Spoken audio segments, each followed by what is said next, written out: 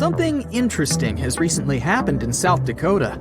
It was all over the internet, so perhaps you already know about it. In July of 2022, the sky in this state suddenly turned green. So, what happened there? Was it caused by a human or by nature? Let's find out. Tuesday, July 5th, 2022. Shortly after a heavy storm, the sky over South Dakota in the U.S. was still overcast. Locals finally went outside and saw that the sky had an intense dark green hue, and they'd never seen anything like that before. People said that it looked like something straight up from science fiction, or even a horror movie. Unsurprisingly, South Dakotans immediately started spreading the news all over social media. People shared their beautiful, yet very eerie pictures on Twitter. They showed the sky over the city of Sioux Falls and a few other towns.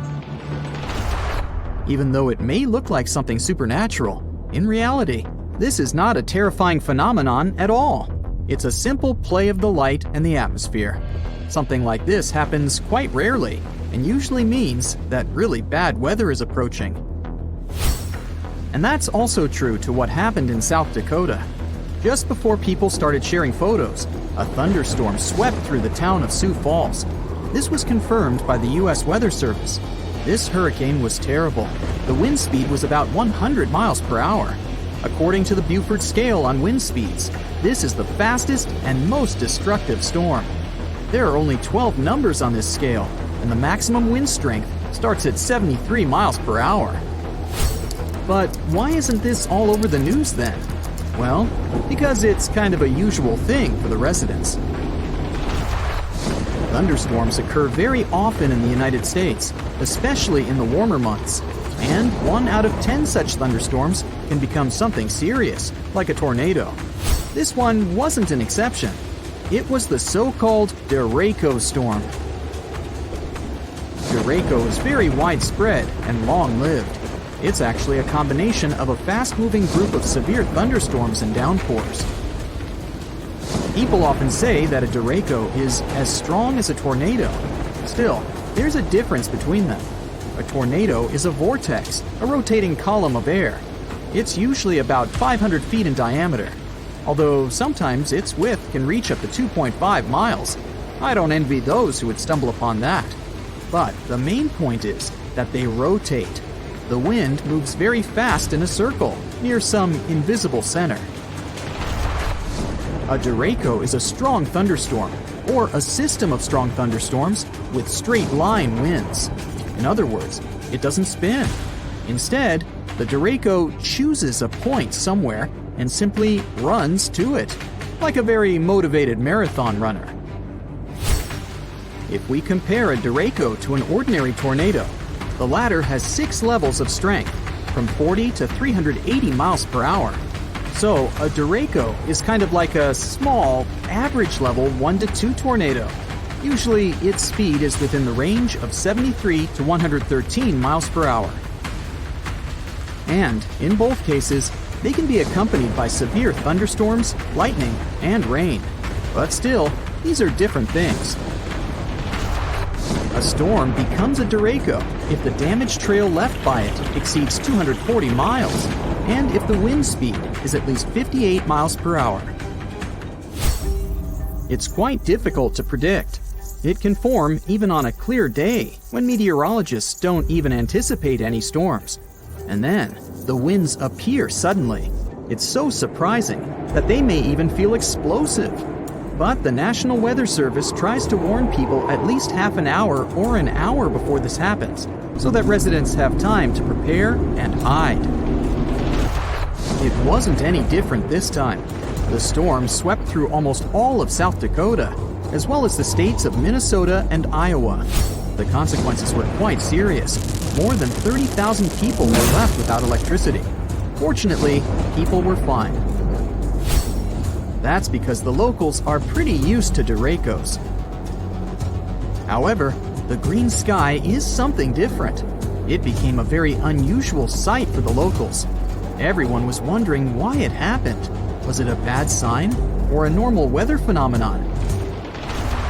Well, to be honest, Scientists don't have an exact explanation, but although there are only assumptions, they sound pretty convincing. A green sky is a very rare phenomenon. Most scientists think that this happens when a powerful storm approaches the area before sunset or sunrise. Then the sky will turn green in this area. NBC meteorologist Bill Cairns, who once faced a similar event himself, suggests that the green sky appeared because of the huge hail before the storm. First, let's talk about why the sky looks blue, or any other shade, depending on its mood. In short, the sun simultaneously carries all the rays of the color spectrum. It may seem white to us in total, but it actually has all the colors at the same time. However, these color waves all have different lengths. For example, blue rays are shorter than the other ones. They jump away from the air molecules better than the red waves, so they reach us faster. Because of this, on a regular clear day, the sky seems blue. At the same time, red and orange color waves are very long and move slower, so they're usually left behind. But when the sun goes below the horizon or rises, the rays' directions change, and these waves reach us better. It all means that even if the sunrises and sunsets seem red and orange to us, in fact, there are still blue and green waves among them. But they have to bounce off something to reach us faster and become stronger than the red rays. Have you guessed what I'm getting at? This is where the water comes into play. Clouds are made up of water droplets. When they become large enough, but don't fall yet, for example, due to strong winds, they affect how the light behaves in the sky. Large, heavy storms mostly consist of water and hail, and water reflects blue and green rays best of all. That's exactly the reason why the water in rivers and lakes seems bluish-green to us, although in reality, it's transparent. And yeah, algae matter too. So, there are a couple of key factors why the sky may turn green. First off, the sun should be at the horizon level. Another factor is that while the storm clouds are approaching, they shouldn't cover the sky completely. There still must be a little room for the sun rays. Then, barely noticeable blue rays jump up to storm clouds. They're repelled by water droplets and hail. Mixing with the red sunset, they turn into a bright green light. And this green light is spreading all over the sky. That's why in most of these cases, when the sky turns green, people can only see it in the evenings. Yeah, it can also happen in the middle of the day. But since the conditions are already quite specific, seeing something like that during the day is even rarer. Still, if you see a green sky, you don't need to panic. It doesn't necessarily mean that a terrible storm is approaching. The chances are high though, but still, it's not a rule. It can be just heavy rain or a heavy hail. In other words, if you see a green sky, then you'd better hide, and hide your car. However, if you were lucky enough to see the stunning sky from the comfort of your own home, it's indeed very exciting. If you get a glimpse of something like that, just know that you had a chance to experience something very rare and special. Some people said it was the most incredible thing they had ever seen. Ah, the beauty of nature all around you, the fresh air, and days of meditative rest far away from civilization ahead of you. But you've been walking for quite some time to get this far, and now it's time to set up camp. The woods around are dense, and there's no suitable place to put up your tent. Then you notice a nice green patch completely devoid of trees and only sprinkled with some low-growing bushes. Well, you go there, smug about your find, and get to work on the tent. The ground is unusually soft and smooth, but that doesn't bother you too much. All the better. The pegs go into the soil like a knife into butter. By the time you're done, it's dark already, so you get inside the tent and crawl into your cozy sleeping bag. You wake up from a creepy feeling that something's not right. You feel wet, You start wriggling inside your bag, and yes, it's almost completely soaked from below. You rush out of the tent as quickly as you can and see that it's started to sink into the ground. Turns out you've set up camp on a swamp. And you've been lucky too. Swamps aren't always obvious. Sometimes you won't even see them until you're knee-deep in muck and trouble. Getting out of there can be tricky as well. The moss and roots create a soft padding that's slowly pulling you under, and when you try to raise your feet, you might end up without your boots. Telling a forest swamp is fairly easy when you know what to look for. If you're in a dense thicket and see a lush, sunlit glade where nothing but moss and an occasional bush grows, chances are high it's a swamp. You can also check it by stepping lightly on this serene ground. If it feels springy, better stay away. One other thing the swamp can be dangerous for is, surprisingly, a forest fire. If you stay too close to a swamp and start a campfire, it might catch on, especially if there's a strong wind. Swamps and marshes are chock full of tar hidden underneath the layers of water and moss. When it starts to burn, extinguishing it is nearly impossible. Always keep a safe distance from any swamp before starting a campfire. Another common mistake while breaking camp in the wild is not looking up. Let's say you found some solid ground to put up the tent, cleared it from all the nasty cones and stones, and made sure there aren't any anthills close by. You don't want anything to creep inside your sleeping bag at night, do you? The spot you've chosen is perfect, and the tree your tent is leaning to protects you from the wind and rain. You set up for the night, turning off your camping light, and suddenly, your tent is thrashing as if a wild beast has attacked you. Bewildered, you scrambled out and see a huge branch has fallen on top of your tent. The worst thing about this is that you would have seen it coming if only you'd looked up before setting up camp. Half-broken and rotten branches are easy to spot, and it's never a good idea to put your tent straight beneath them. Such a thing can break off at any moment, and you'll be lucky if it doesn't tear your tent and harm you. Crunch. Dozens of tourists make this mistake every year and often pay dearly for it. Looking up will also help you make sure there are no wasp nests or spider nets above you. These might prove even worse than a branch because wasps don't like to be disturbed, and spiders may turn out to be venomous. Now, if you see a beautiful river and decide to break camp on its banks, pay special attention to where exactly you put up your tent as well. If you stay too close to the water, especially in spring or fall, chances are you'll find yourself afloat in the middle of the night. Always check the weather forecast for the day and the night after. If there's a chance of rain, better stay away from any bodies of water, especially rivers. The rain might raise the water level in it and make it burst its banks, drowning your little camp and ruining your vacation. But even if you're far from water, rain could spoil it for you.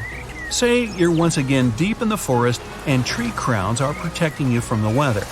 Precipitation still gets to the forest floor, but at least it's not as bad as in the open. The next night, when you set up camp in another place, you feel the ground is soft and springy. It's not a swamp though, just the last night's rain has loosened the soil. If you're in such a spot, better move to somewhere solid. Thing is, soft and loose ground might start creeping out from under you at any point. This movement isn't as dangerous as when you're in a swamp, but the pegs of your tent might come loose too, and you'll end up buried underneath a pile of rugs that used to be your tent. And if you decided to set up your camp in a cozy-looking valley, and the rain starts falling when you're already there, well, prepare for a nice floating trip. All the water will naturally go down and into your shelter, eventually finding its way under your tent. No wonder you'll find yourself knee-deep in rainwater when you wake up. Oh, what a great spot for taking a bit of rest after a long walk. It's on a hilltop, so there's no water nearby, the sun's shining, and not a single tree to block it out. Sunbathing here's gotta be fabulous. Well, it seems this way for the first few hours. But when you stay here long enough, you'll see the error of your decision. Direct sunlight on your tent can make it hot in a matter of hours due to the materials it's made of. And you'll feel it on your skin as soon as you crawl inside. Let's just say you won't want to stay in there for long until it's night and the tent's cooled down at least. Same thing with the wind. In an open spot, gusts can reach crazy speeds, and if you haven't been careful while hammering down the pegs, you might say goodbye to your tent sooner than you'd like. It's best to find a spot near a tree that would protect you both from the sun and the wind. Still, don't get tempted to camp near a lone tree when the weather forecast isn't in your favor. Both sunny and rainy weather are okay, but if there's a serious storm coming, a single standing tree will serve as a lightning rod. It's not hard to imagine what may come if lightning strikes a tree you're camping under. Hey, you might get a charge out of it. When winter camping, the weather can be even more treacherous. Remember what I said about direct sunlight? Forget it. In winter, it's best to have the sun shining on your tent. The cold might get to you no matter how cool and expensive your tent is, and the winds are generally much more vicious in the cold season. Direct sunlight will help you cope with much of the cold. One of the more common mistakes hikers make is starting a campfire too close to the tent. Again, the material of the tent conducts heat very well, and it's a good thing when it's warm. But it also catches on fire easily. Sometimes, one spark is enough to burn your shelter to cinders. Make sure there's enough room between your tent and the campfire, and never leave your fire unsupervised. When you go to sleep, it's a rule to extinguish the fire so that you don't wake up to a blazing inferno around you. Insects can ruin even the most exciting hike. Mosquitoes, ants, ticks, and other pesky bugs can find their way into your tent wherever you are, so make sure you protect yourself from them. Use skin repellents when you go outside and put an anti-insect spiral next to the entrance to your tent. Don't put it too close or inside though. The smell is irritating and it can also cause a fire. To avoid the best part of mosquitoes, and especially ticks, try to stay away from lakes, ponds, and dense forests where swamps may occur. Skeeters reproduce in still water, so areas around such pools are replete with the winged pests. But they have a hard time flying when there's some wind, so choosing an open spot is your best bet to get rid of them. Don't let them bug you. Boom! This word isn't nearly enough to illustrate the explosion, the most powerful one you've ever seen. And what's most important, it's a lake that's just blown up. Hey, all you wanted to do is light up some fireworks in this picturesque place. But you must have totally missed the danger strictly no fire warning sign along the way. And now, the wall of fuming water is quickly closing in on you. But first, let's rewind to the beginning of the whole thing. You're in Alberta, Canada, and have just arrived to Abraham Lake for a hike of your life. The lake is frozen, and the view is awesome. Those bubbles under the ice look like hundreds of frozen jellyfish. In reality, they're made of methane, a toxic and highly flammable gas produced by bacteria living on the bottom of the lake. That's why the sign is there. If you so much as light a match on this ice, it might set the whole thing on fire. Luckily, you've taken note of it on the way here and put away the fireworks you wanted to light up. Another place, another time. Another lake. This one's not frozen. In fact, it probably hasn't seen a winter since the last ice age. We're in Cameroon now, and the place is called Lake Nyos. It looks peaceful, but make no mistake, its orange-brown waters hide a deadly secret. The lake rests atop a highly volatile area, and the fissures in its bottom let out massive amounts of carbon dioxide. When the ground shifts, this gas spills out of the lake and flows miles around it. The concentrations are so high that one breath of it would make you faint, and you'd have zero chance of waking up. You get the picture. But the most sinister thing about it is that the CO2 doesn't have a smell or color, so you wouldn't even see it coming. Local authorities have set up a system of pipes that drains the gas from the lake, making it relatively safe for people and animals in the vicinity. And another toxic lake, Kivu, on the border of Congo and Rwanda, has even been made to provide energy for millions of people thanks to its gases. While we're in Africa, the Danakil Depression in Ethiopia is also worth a blood-curdling visit. Dubbed the hottest place on Earth, it sure lives up to its name. The ravine is peppered with extremely hot springs, toxic acid ponds, and active volcanoes.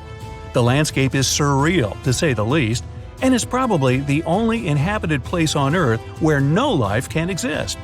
The Afar people live here all year round and gather salt around the springs for trade, while scientists couldn't find any evidence of microbial life in those.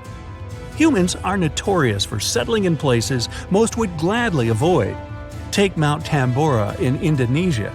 Thousands of people have been living on and around its slopes for centuries until the fateful day in 1815. Tambora is a volcano, and that year it decided to erupt, resulting in a blast that obliterated everything on the island and was heard almost 1,000 miles away. It spewed out so much volcanic ash that it fell in sheets on the surrounding isles and caused a year without a summer in the whole northern hemisphere. It was the most powerful eruption in the last 10,000 years, and Mount Tambora became as much as 5,000 feet lower after it. But back to our time. There's an island you won't be allowed to visit, but I bet you wouldn't want to anyway. The Snake Island in Brazil is home to thousands of snakes, as its name implies. The moment you step on its soil, you're in grave danger of being bitten by a viper. The island is also the only place you can meet a golden lancehead viper, the encounter of a lifetime, literally. This place is so dangerous that Brazil has banned tourists and any other visitors from it unconditionally. Okay, gotta go. Now, get your warmest clothes on and don't forget a fur face mask. We're going to Omayak in Russia. It's a small town in the far north that's often called the coldest place on the planet where people still live. The only place with a lower average temperature is Antarctica, and that's saying something. In the winter, if you so much as forget to put on a sweater, and a fur coat, you'll get frozen to the bone in mere seconds. Temperatures here drop to the chilling minus 96 degrees Fahrenheit. Fresh fruit turns to chunks of ice in minutes and becomes so hard you could drive nails into wood with an apple here. Now, before you freeze in place, let's go somewhere no boat will take you.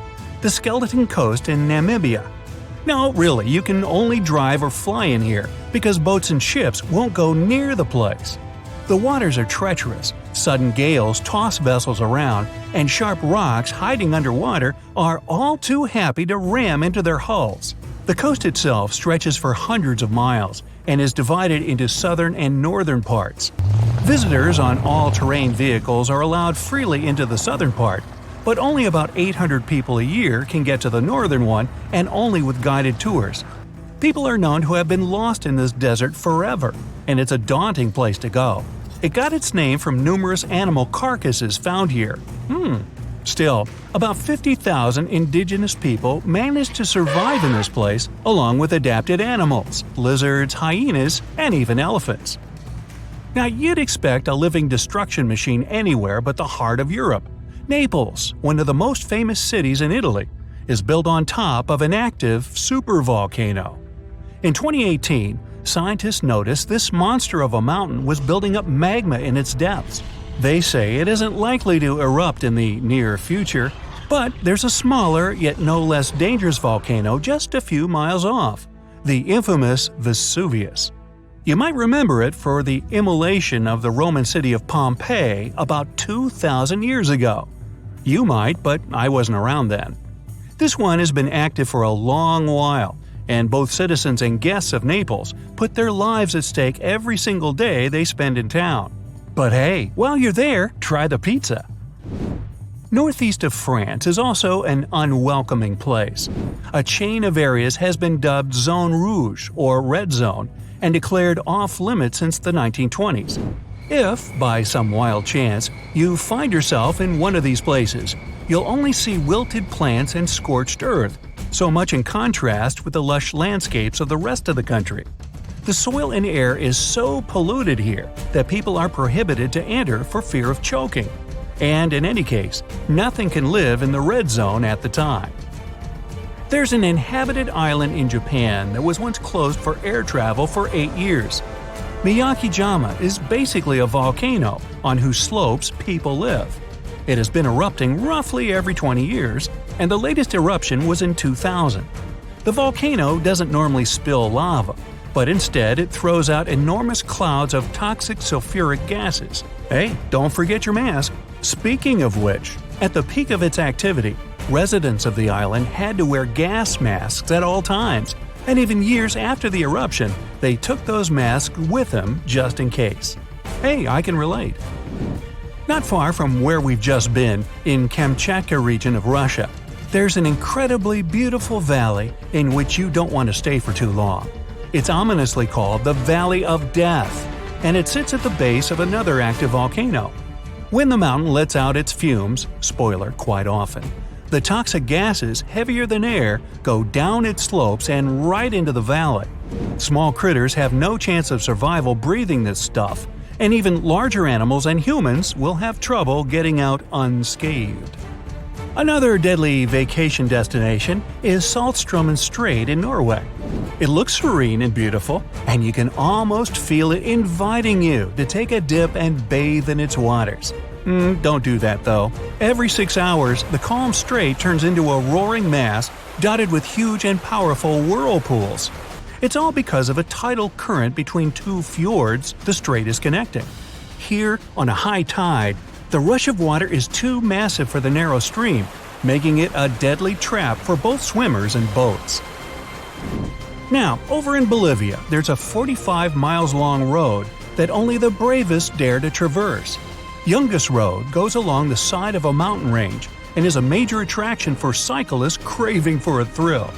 A new passage has been built that bypasses the most dangerous parts of the route, but the original road was very narrow, with the abyss and no guardrails to speak of on one side and a steep slope on the other. Frequent landslides, fog, and rains made cycling here extremely dangerous and unpredictable, which, of course, never stopped adrenaline seekers from all over the world to come here for a bike ride like no other. Finally, if you like hot springs, you might also love a visit to Boiling Lake in Dominica. Located in a national park, it's a cavity filled with constantly boiling water from the rivers in the vicinity. It's kept hot by the extremely hot springs of toxic gas, and the fumes above the surface are also toxic. The lake attracts tourists, but getting too close to it might prove really dangerous. It's known to burst, flooding the surrounding area with clouds of gas.